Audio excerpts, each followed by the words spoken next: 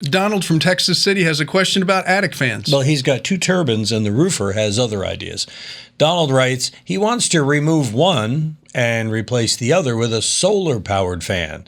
And even though I have lots of soffit vents, my roof is a hip roof with very little horizontal ridge, so I don't think ridge vents are an option. Do you recommend solar-powered versus the turbines? Yes, if I was going to one or the other, yeah. Forget the turbines, get rid of them. But I'd still like to take a look at ridge vents on your ridges and then air hawks on either end of them at the top of the hips. I think that's more of a passive system that's going to work constantly for you. Lots of soffit vents going to help a lot. And I don't think I'd go with the solar fan unless there was just no other way around it. But the initial question, would I get rid of the turbines and place it with a solar fan if that was necessary? The answer is absolutely yes. All right.